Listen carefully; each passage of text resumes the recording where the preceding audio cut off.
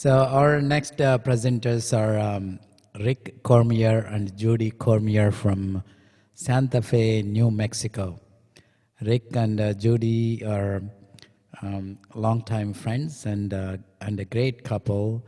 They used to live in Maine, and they were playing music. And Rick had a big drum circle, and both in Massachusetts and Maine. He is the most enthusiastic drummer that I've ever known, and lovely couple, lovely people. I'm so honored that I know them, and they have visited India a few times, and in India they call him, in America they call him an Indian Bapuji. Bapuji means the father of the nation, like Gandhiji. Please welcome Rick Cormier and Judy Cormier, and the way that we clap is this on Zoom. Thank you, Rick and Judy. Good afternoon. Hi. Say hello. Hi. Oh, there we are. So, as Ashok said, we were asked to come and talk about longevity in marriage and success in a relationship. And so we have known each other 40 years, and we've been married for 36 of those 40 years. And I think we both still agree that there's pretty much no one else that we'd care to hang out with as long as we've hung out with each other. So it's we just here to talk about our experience and hope that you all get something out of it. We had some questions that we were asked, and we kind of handpicked some questions to answer, and then we can answer any questions after. But so I'm going to start with one because it's kind of a fun one. The first question was how do you handle arguments? And you know, anybody can go on. You can Google such a thing, and they'll tell you no door slamming and don't get personal. Don't bring up the past. Don't generalize. You know, you can find that on Google. But you know, any of you who are married or in relationships may know that there are times when you argue and it just doesn't go anywhere. And you just, you know, this is my position and this is her position, and you just keep going at it and going at it until you're just tired of arguing. And we came up with a trick a long time ago that's purely ours, and that was when we got really tired of arguing and we just didn't want to do it anymore, resolution or not, and usually not. We would each look at each other, and one of us would blow a huge raspberry. As loud and as long as you could, and the other person started doing it too, so that you were looking at one another and both blowing a gigantic raspberry. It's hard to do that and not bust up laughing. And there's no better way to end an argument with just laughing it all off, and because then you get to move on. So that's probably the most fun question I'll answer, because we had a particular way of dealing with that. Next question has a slightly longer answer, was how did you handle finances? And real early on in our relationship, you know, we decided that, I mean, we knew most people just pool their money. And, you know, you pool your money and then you want to buy a particular thing, and you realize now you have to have this discussion. You know, why I need this, why I need a car, why I need a coat, why I need, you know, whatever it is you need. A lot of times it's your hobby, and you want to spend money on something with your hobby. And it seemed to me like that could be a trouble spot, because I was a musician. At the time when we first got married, I played synthesizers, and I owned a lot of synthesizers, and they were, anywhere from $1,500 to $2,000 a piece. And one of the things that I thought of at the time was that, Judy was buying outfits for work. Judy was buying perfume. I was buying synthesizers. And I thought, one of the things I don't want to do is discuss whether or not someone needs an article of clothing or perfume or a synthesizer. And so I came up with a plan. And that plan, it's a good one, and it worked. It basically, at the time when we first got married, probably the first 10 years we were married,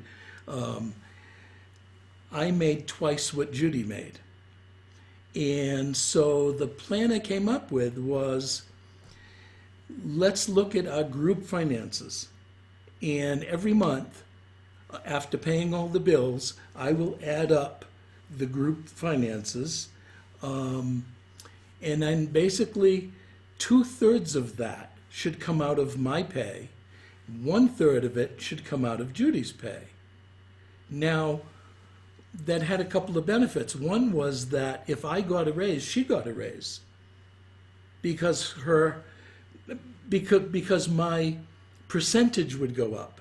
If she got a raise, I got a raise because her percentage went up. And we were left with, we also prioritized savings, that even when times were really tough, we committed that we were going to put a certain amount of money into savings. And then what was left was discretionary income. So when Judy bought an outfit and said, hey, look, here's my new outfit, that's awesome. That looks great. It wasn't a financial thing. The same with the synthesizer. I would buy a synthesizer or a guitar, and she would say, oh, let me hear it. Because it wasn't a big financial strain. Later on, when I made the switch from human resources to practicing psychotherapy, I would make considerably less money than I did in corporate America. Judy's career would take off to the point where she was making 5 or more times the most I ever made. And it worked. It was something that worked. It took finances out of the discussion. So that's my answer there. The last one I'll address is someone asked, what is the secret to a happy marriage? And we're both going to address that one. I'll address it first, and then I'm going to hand it to Judy. But the way I see marriage is there are 3 parties, not just 2. I think a mistake a lot of people make, because I've done a lot of couples counseling, a mistake people make is it's me against her, me against you.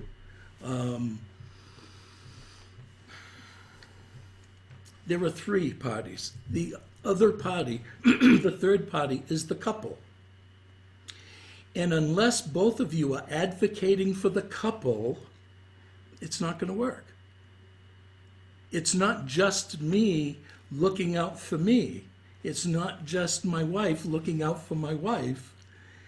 Both of us have to be looking out for the couple, or the couple isn't going to survive. You have to be advocating. You have to be fighting for the couple. Do you know? One of the things that make us work is that we have lots in common. There are lots of things that we both enjoy. But there are also things that Judy enjoys that I don't, and things that I enjoy that she doesn't. And I think that's an important consideration, because we're each allowed to have a separate life. and then to come together and share. You know, Judy's not, when I drum for a band, Judy's not required to be there sitting in the front row just because I'm drumming again, you know? But when I get home, you know, the first question is going to be, how'd it go? You know, and she's hoping that I had a great time, you know? And it's the same with me. You know, if Judy, whether it's gardening, whether it's Shakespeare, or book club, I'm interested in whether she had a good time because I want her to be happy. I don't necessarily have to be involved in it. She doesn't make me sit through Shakespeare.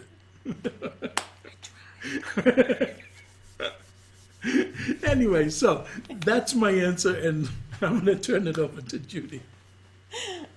So I'll piggyback on that, and I guess I'm a visual person, and I think the best description, Rick and I are complete opposites, so it's not, I think the thing that I use to describe us is a Venn diagram.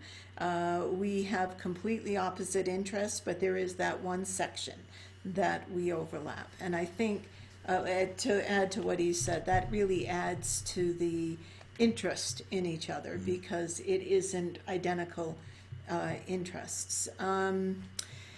So I just wanted to say that because that's an important concept. You don't have to be tied at the hip, but there is a area of commonality and an area of respect that takes you a long way. So one of the other questions we had is handling stress. How do you handle stress? Now, Rick spoke to part of that with the raspberry at the end of an argument, but I think one of the things we learned is, because we went out for 4 years before we got married, and it really, really helps to be in a stressful situation with someone before you're married, because then you get to see how they handle stress. Do they immediately blame somebody? Do they focus on the problem, etc.? And I think the best, one of the best stress stories, it really wasn't super stress, but it was a stressful situation, is that we worked together on, and it's become a motto or the name of our house, is we had gone camping. We were a couple, we were still going out, and we tried to cut a piece of wood that was coming up out of the ground, the trunk with a piece sticking out this way. And we thought we would make a campfire, and so it took us hours to cut that piece that was sticking out. We got it to the campsite, and he had a wedge to bang in to split the wood, and he banged the wedge in, and it sunk in the wood, and we couldn't start a fire. Well, this was our first time away at a camping. We were city kids. We asked a co-camper to help us out, and a knowledgeable old man who looked at the wood and said, "That's twisted oak." He said, "You can't cut twisted oak." And we said, "But no, we did cut it. We cut it. It took us hours, but we cut it." And he said, "No, you didn't. You can't cut twisted oak." So he helped us out, brought some other wood. We had a campfire, romantic evening. Everything was lovely. But that became our motto. If we can cut twisted oak, we can do anything.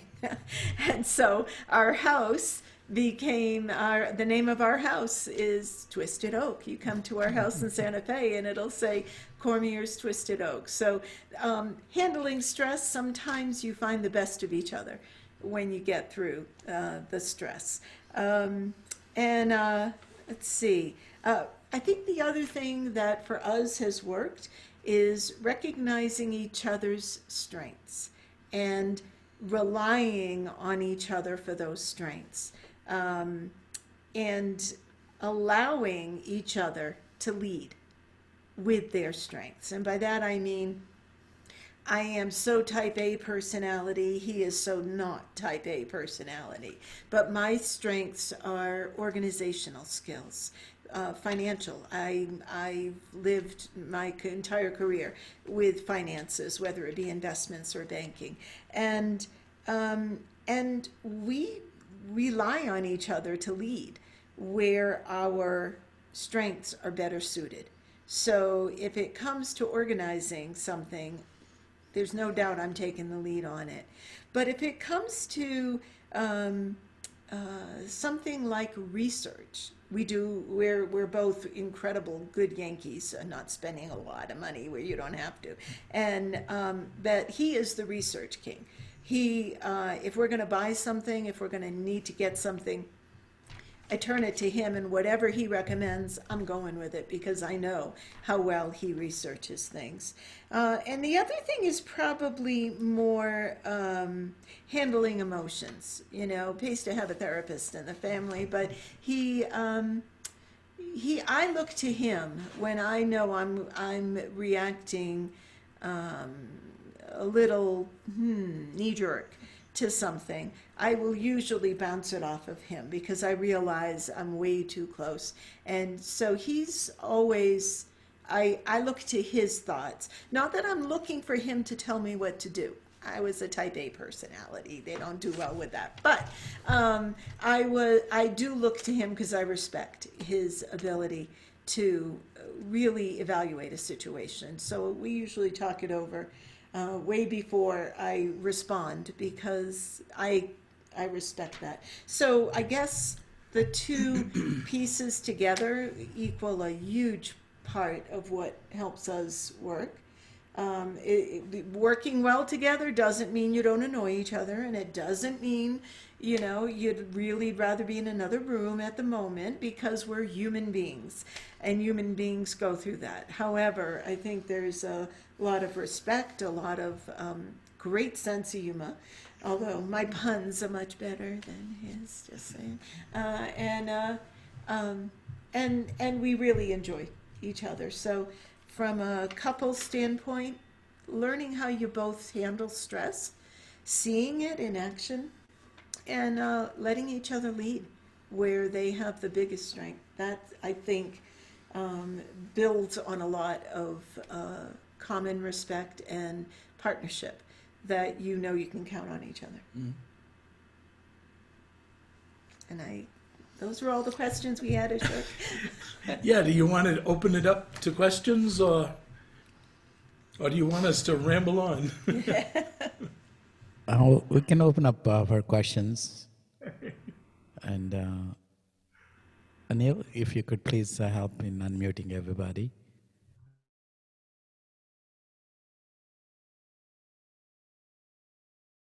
So who Hi, has, Rebecca, that's your first question? Go ahead. yeah, that's just really helpful knowing that it's okay to have differences. That's just really solidifying to know that it's okay that we have differences and that it makes the relationship stronger. So thank you. Well, Yeah, I think an important part of that is allowing the other person space to do things that you're not interested in. You know, a lot of couples, especially young couples, you know, think that they have to, like if you're doing something, you know, your partner, you know, has to be doing it with you. Right. And that's really not true. That's not even healthy. Yeah. Unless it's something you both enjoy. I mean, you know, like Judy said, you know, we've known each other for 40 years. We still play music together. You know, we get asked a lot to go. Judy plays flute and I drum. And, you know, after all this time, and it's always improvising. And it's improvising because we know how to listen to one. Anil, Well, what I please, was thinking Anil, is, please, 1 second, Rebecca. Anil, please mute everybody and unmute only the person who asks questions and the speakers. I can't well, hear you, Anil. You're on mute. why I thought it was so helpful is because I've been in a relationship for 22 years and my passion is doing yoga, and that my partner doesn't want to do yoga with me after all these years, but we still enjoy many other things together, like walking and going paddleboarding. Those are the two main things. So that's why I say it's helpful coming from professionals, knowing that it's still okay that we don't do everything together, that it's actually strengthening to not do everything together. So thank you. Yep. Yeah, and that's why I said it's like a Venn diagram, because that that piece is where you connect. Everything else, people who know us and know us individually in individual situations sometimes are very surprised that I married Rick or that he married me. Not that we shouldn't be, but that we're so different. You know, I'm very structured, very structured. He's very unstructured. And but yet there is that centerpiece that we thrive with, and then have our separate pieces. I adore Shakespeare. He thinks he uses too many words. Kind of tells you No, right there. I just wish he would have written in English. That's my joke, is I wish Shakespeare had written in English. But you know, it's pretty funny, even numerologically, if I said that correctly. We are so opposite. Our birthdays are exact mirror images of each other. I'm 7/10 and he's 10/7. So it's if you want to get any more different than that, but it's that centerpiece that works. And I think that's great that that resonated for you, because that's an important piece. Yeah, definitely. Thank you again. Who has the next question? Sasha? Yeah. Unmute Sasha. Yeah. Hi, Unmute you. thank you for your talk. Do you have some advice for when you do need to be together, like if you're traveling together, like how you can deal with your own space and stuff? Thank you. Want to take that? That's a good question. You want to take it? Gee, when we're traveling, your own space. I mean, I have to say, after all these years, Judy is still the best friend, the person I most love hanging out with. And we travel well together. We really do travel well together. Judy was brought up in a very structured situation that, we're gonna leave the house at 2 o'clock in the morning so we can make it across this bridge, and then we're gonna go here and there and there and there. And if you looked in a travel guide and saw, things to do and places to see, that's exactly what they did and what they saw. And then we got together, and I'm so not that. I'm the type that is driving along and sees a sign that says something completely off the wall, like, here's the Stardust house is in this direction. And I'm the guy that goes, what the hell's the Stardust house? You want to go see what it is? And so we go, and that makes a big difference. When we've been to India, as Ashok said, we've been to India 3 times. The first time would have been tough on Judy because I had these relationships with all of these people that, young people who had become like sons and daughters to me. And we weren't in hotels, we were staying in people's homes for a week at a time. Judy didn't know any of them. She'd heard me tell stories about this person or that person. But, every week we were walking into someone's home that Judy didn't know. And I was so proud, loved her so much because she did it with such grace and such elegance. And everybody loved her and she loved all of them. And so that the next time we went was much easier because now they were, we were part of their family, they were part of our family.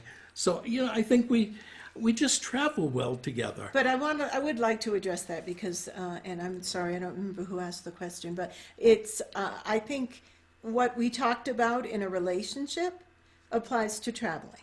I think there is understanding that there are different interests. So when we travel, if there's something I want to see, we will do it sometimes we'll do it, or I'll do it on my own and he can go see something else. For example, I love galleries, art galleries.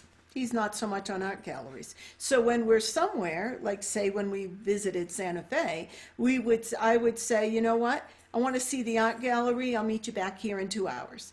And he could go do whatever he wanted. Or if there's one thing we didn't talk about that we do have. We agreed as a couple that there is this one magic card in our relationship.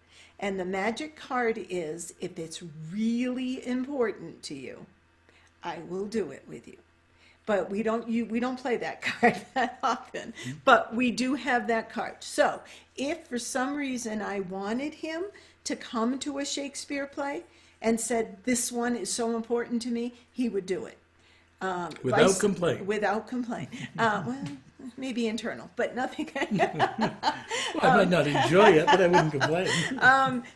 And I would give him the same. It would be the same thing. But for traveling, I think it's really deciding, is this something that they have to do with you? Not travel differently, but I mean while you're traveling together, is it something, are there enough things going on that your partner would be interested in something else and you're interested in something else? And do you agree to say we'll split up? Or do you agree to begin with, hey, this is important to me and I would really like you, I'll share your big thing that you want to do while we're traveling, you come share mine. I don't know if that helps, if that answers the question or not.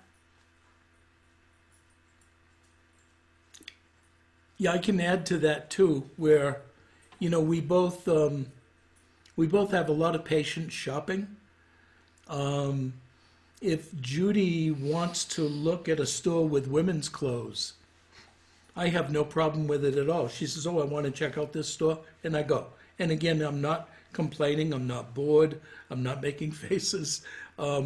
We go. Because, 15 minutes later, I might see a used bookstore or a place that sells musical instruments, and I might just say, oh, I want to check out this store.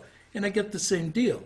Judy's going to come along. She's not going to be standing there, huffing and hawing, like, when are you going to be done?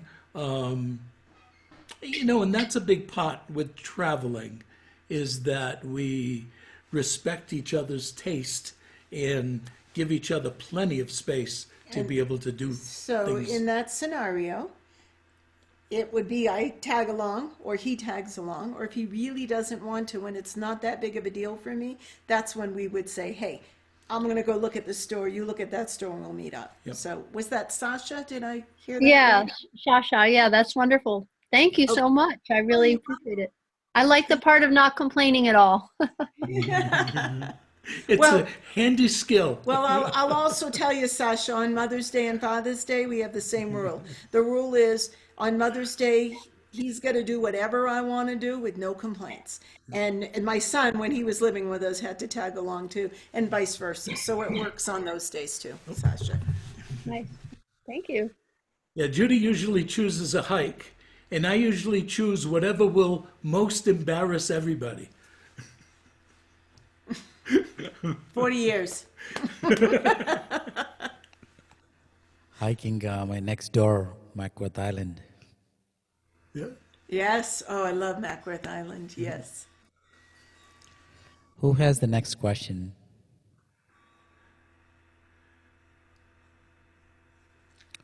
Susan, do you have the question? Do you have a question? Yeah, I'm unmuting you. I was reading the chat about the raspberries, and that's a really funny way to end an argument. So, that's really helpful as we work through. We have 5 kids together. We're a combined family. And so, and we too are opposite of the zodiac calendar. And so, I feel like we travel really well together. that we both, have that skill to either go along or do our own thing. But I heard about yoga too. I teach yoga. He takes some classes, but he's not that into yoga. He Say that.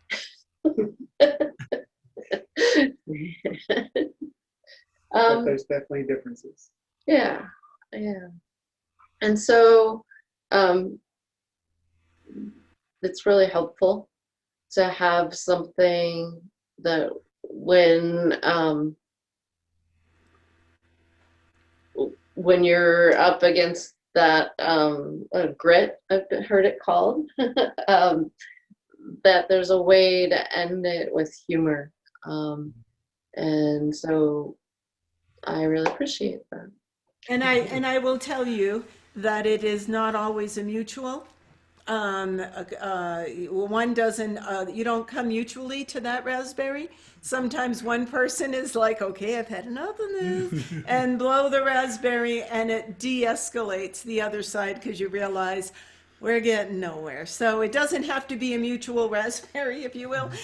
It can be one person says, time for the raspberry, and then the other person is like, you're right. So just wanted to share that. It wasn't like we both were in sync on the raspberry sometimes. The truth comes out. But it's almost impossible Yes. to blow a raspberry at one another and not come away laughing and just forget about whatever the heck you were arguing about. It becomes so meaningless after the raspberry. You just move on with a hug, with a kiss. Yeah. And Who has well, I was just with arguments. I mean, that's what we were just kind of working through that before we logged on. And it's really that each of us want love, and that comes from inside. So, so that's what I see when you say that. You both blow the raspberry and it de-escalates it, and then you can give each other a hug and a kiss, and that's awesome. Things in perspective.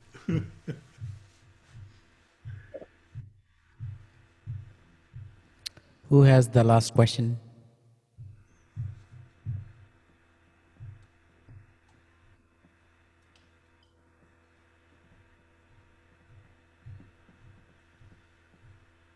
Hi, I'm Anne Marie.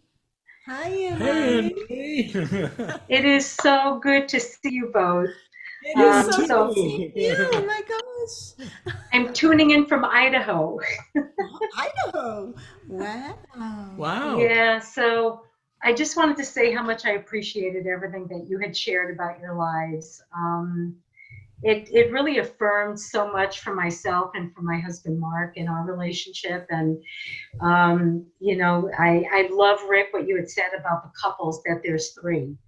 There's Mark, there's myself, and then there's us as a couple. And I realized today that the couple really is the most important thing.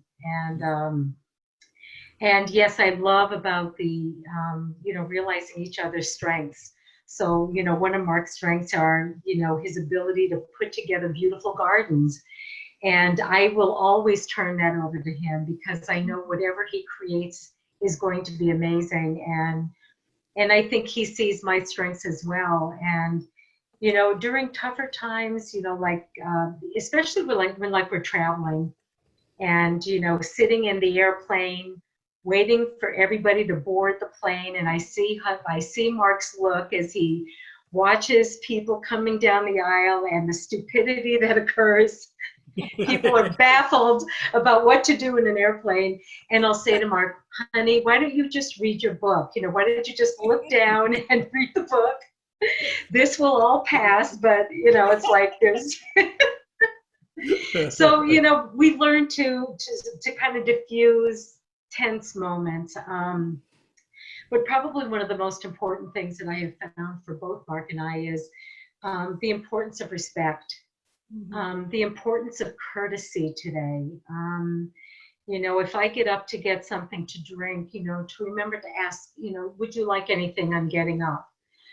Sometimes just those simple courtesies just mean so much. And, for me, it's what keeps us all close and caring for each other, particularly during this time, when we're kind of committed to being home, when we're not social distancing. So we have a lot of together time, but we really, I think because of how we strengthened it before, helped us to get through this much better. So, but anyway, it's lovely to see you both.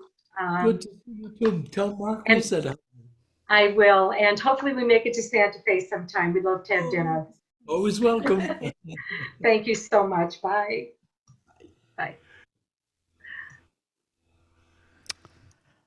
Thank you, Rick. Thank you, Judy. This is very enlightening, and you're a great role model couple for many. And I appreciate your sharing. And